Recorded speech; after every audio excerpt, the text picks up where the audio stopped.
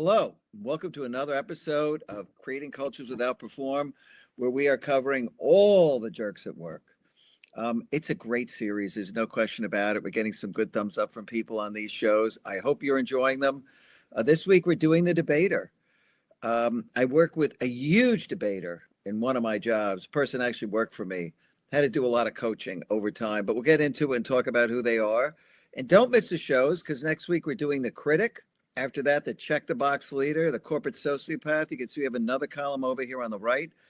We're going so deep into all these personality types.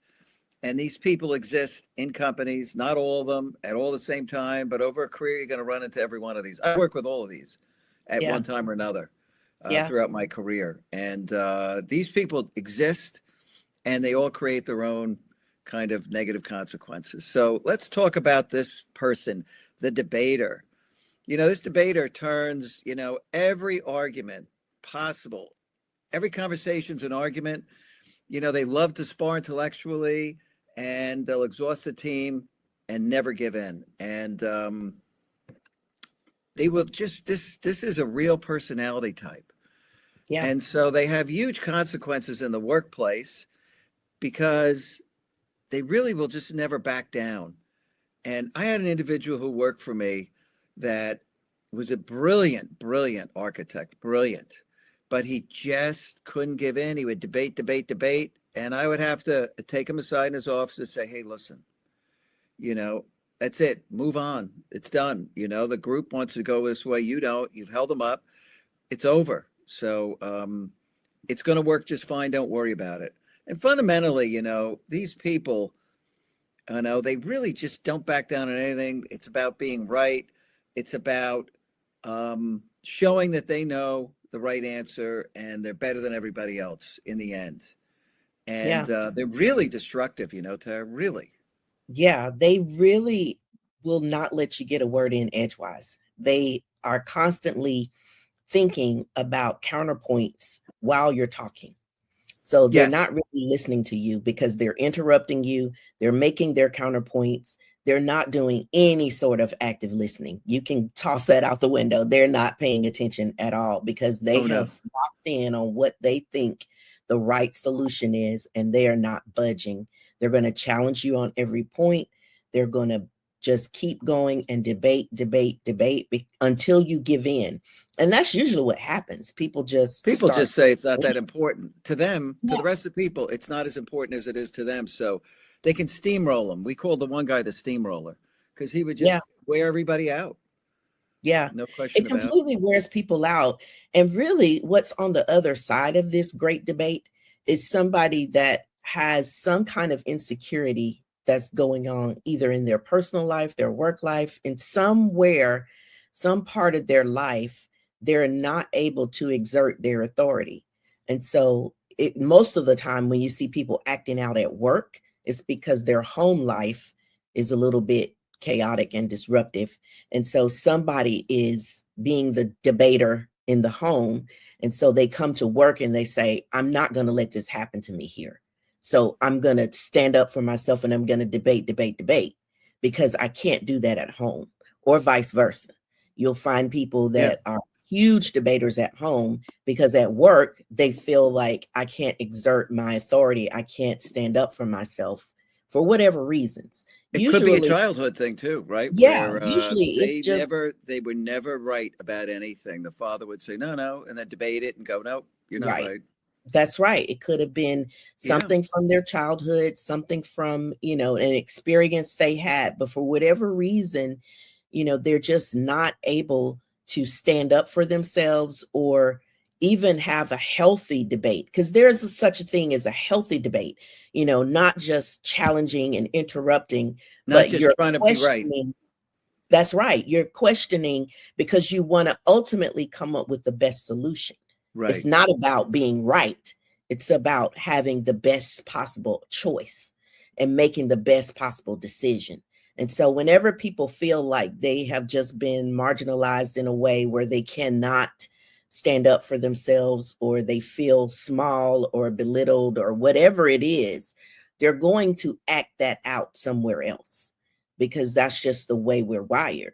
And so when you start to see people acting like this at work, oftentimes the solution is not to kind of confront them about how they're acting out so much as it is to try to help them unpack what's behind their acting out, because Well, it's not just about the acting out.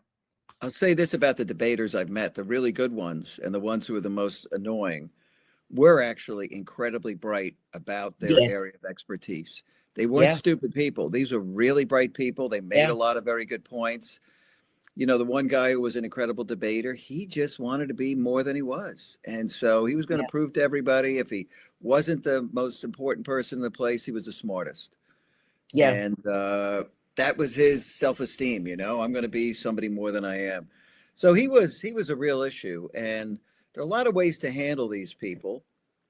I was the boss for this person, you know, and I would try to do things like this in the meetings, time box debates, you know, hey, look, let's go. We got three different ideas, spend a little time on each of them, make a final decision, you know, try to make sure the decision was clear for everybody, kind of summarize stuff and say, hey, guys, take a checkpoint. Here's where we are, summarize. But oftentimes, I must say, it ended up having to be a little coaching in the office with them. Yeah. You absolutely have to coach this person. And then if you're their peer, you can really kind of shut things down by not taking the debate. Like, Yeah, don't take the bait.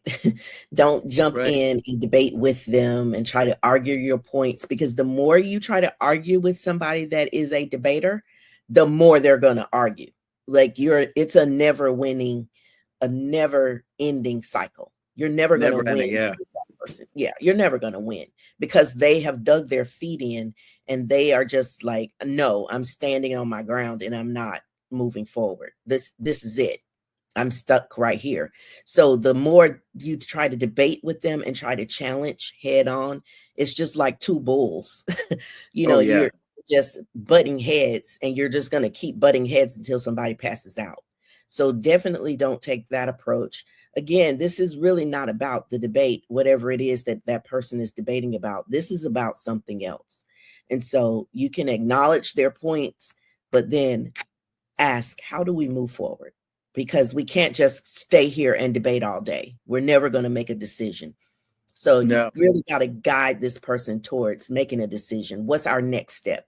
So we've heard your opinion. We've heard the opinions of others. So now let's focus on what's our next step. What should we do next to close yeah. that loop? I'll tell you, you know, it's interesting. I did work for a debater, and I also had one work for me. Mm. And the interesting thing about, I had a very good relationship with the debater that I worked for. And this guy was the expert. He knew everything, but he didn't know everything about technology, right? He was pretty senior, and yet he wanted to drive decisions. And I remember going in and saying, hey, listen, you know, we're at that meeting. You opened a little feedback? And he said, yeah. And then we got into it and eventually said, yeah, I think, well, let's do what the group wants. You know, he's Yeah. willing to give in, but you had to do it privately with him, without a Yes. doubt. Yes. Whereas, and it's a different type of private, right? Because you're subordinate. Whereas if they work for you, now you're the coach. Hmm. And so you don't have to get permission to give them feedback. You got to say, hey, listen, I've got a couple thoughts for you. Yeah. Yeah, well, you got to remember, this person is trying to take the stage, right? So they Yeah. want to be the center of attention. They want Hmm. to be the know-it-all. They want to be the go-to person. They're just going about it the wrong way. So the more you try to publicly bring them off of that stage, the worse it's going to get. Yeah. And I, you know, I like the picture where on the whiteboard over on the left, you got decision circle with next step, and the boss is saying, "Okay, let's focus on the decision and next step now." And this Mr. Debater is totally ticked off that he's getting shut out, but the decision's going to be made, and we vote on it. And you know, you got to take him aside later and say, "Listen, man, calm down. That was fair. You're not always right." Yeah. Yeah. And Okay, this so is we where move having a on. healthy culture comes into play too. We talk a lot about the culture in an organization and how it can make or break your performance. And this is a key point here about how having an unhealthy culture with a debater Oh, that is allowed to just debate is going to slow your progress. It's going to kill your innovation. Absolutely kill it. It's going to So kill these are the collaboration things. completely. Yeah, it's going to kill it No completely. So, openness and transparency. People aren't going to be willing to suggest ideas knowing it's going to be shot down. And they may yeah, be wrong. Some people are sensitive to that. yeah, That's why this one over here, if you lead them, decision norms, very important because the norms have to that's drive the right. behaviors. And the norms are the things that correct people, not people correcting other people. And so That's right. that's really important. And I see people blow this all the time in the kind of the what not to do. What have you seen, Tara?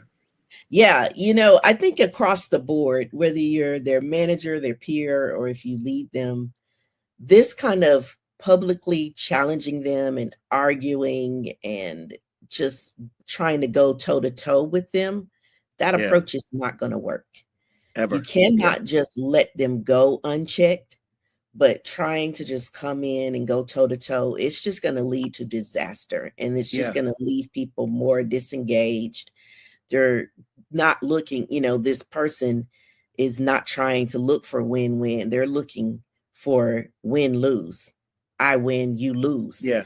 But what they don't realize is as a team, we lose as a team or we win as a team. Just because your idea went forward doesn't mean that you won. It means that the team wins. And you Yeah. have to bring that person back to that kind of thinking where they're not just focused on their own success and their own winning and losing, because that's what they see it as, right? So they Oh, see yeah. it as I lost the debate or I won the debate, and in their mind that's a good thing, but in actuality it's really horrible. It's horrible. And it's so easy to raise the temperature with these folks. Yeah. So easy because if you pile on, they get more emotional, right? If people start raising their voices, gets more emotional. And if you lead them and you don't deal with this, it does start spreading across the team. And other people go like, well, I'm not giving in. He never gives in. I'm not giving in. Mhm. That's And you right. get that, hey, too bad, man. You don't give in, so we're not doing it either. And it just gets out of control completely. Yeah. And it says, don't let it run. Uncheck complete cultural drag, which I think is absolutely the case. Yeah. Rewarding it, you get more of it, right? That's right. It's a sensitive matter. You got to handle it the right way. And what to Yeah. do, I think we laid it out pretty clearly, Tara. This is what Yeah. not to do. And this is what typically happens. It gets out of control, and then somebody finally decides to Yeah. stop it. But they never set norms. They don't handle it the right way because they don't know how to manage and build a culture. And Yeah, you can't get into this emotional debate with the person no, never. because once you let emotions get high, we've talked about this many times before, but once you let emotions get high, you are no longer functioning in a rational state of mind. Your Yeah. reptilian brain is going to take over at that The point, limbic and system takes over. Yeah. it's And going can to start be fight controlling or what you say. Yeah. yeah, you're gonna just gonna start to shut people down. So you really do have to stay away from the emotions, because ultimately, whatever the choice is, there's a set of facts that, things that need to happen. You've got a set of requirements. For example, if you're trying to deliver some software, there's a rule, a set of rules that you've got to follow in order to meet the guidelines of whatever it is, whatever the requirements are. This Hmm. isn't an emotional debate. This is No. about the facts that are in front of us. And so you want to keep emotions out of it, because Yeah. it's really just going to just be a explosion of Yeah. not getting anywhere very fast. And there's always more than one way to do things. And the expedient way may work, and the less expedient way may serve you better long term.